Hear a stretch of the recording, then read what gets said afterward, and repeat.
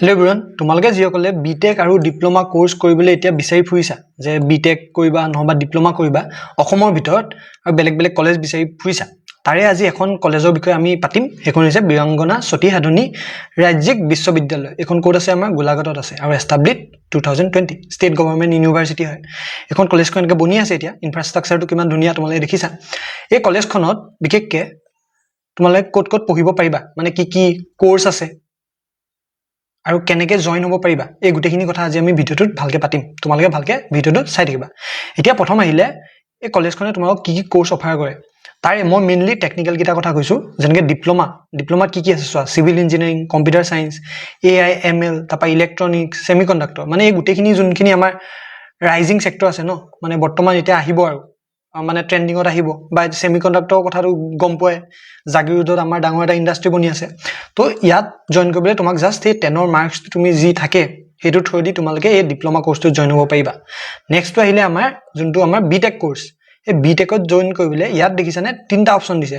তুমি CEE exam দিও join কৰিব পাৰা, নহবা JEE যোনটো পাৰ্চেণ্টেজ থাকিব, নহবা 12ৰ মাৰ্কছ, মানে 3টা অপশ্যন আছে। এই 3টাৰ ভিতৰত কোনোবা যদি তুমি এটা দিছা, তাৰ থ্ৰুদি তুমি চিভিল, কম্পিউটাৰ চায়েন্স, নহবা AI ML, দেখিছা নাই গোটেইখিনি এইখিনি মডাৰ্ণ টেকনিকেল যোনখিনি কোৰ্চ আছে, বা ডাটা চায়েন্স এতিয়া বহুত ট্ৰেণ্ডিঙত আছে।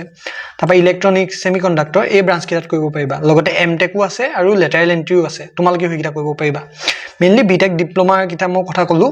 আৰু এইকেইটাত তোমালোকে এতিয়া চোৱা, বিটেকৰ কাৰণে যোনে CSE বা ছেমি কণ্ডাক্টৰ এইকেইটা ল'ব বিচাৰিছা, তাত তোমালোকক ফিজিক্স আৰু মেথছ কম্পালচৰিলি লাগিবই।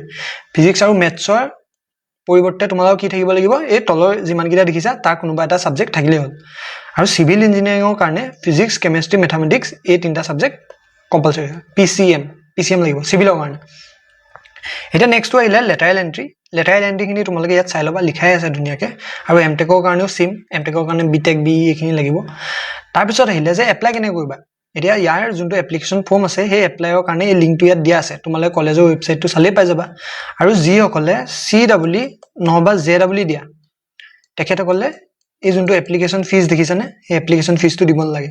কোনোবাই যদি 12ৰ মাৰ্কছৰ থ্ৰুৱেদি ডাইৰেক্টলি ল'ব বিচাৰিছা, তেতিয়া তোমালোকে সেইটো ফিজটো দিব লাগিব। আৰু CEE JEE যদি দি কৰিছা, তেন্তে তোমালোকে এতিয়া সেইটো দিব নালাগে। এতিয়া চাওঁ আমি কলেজখন।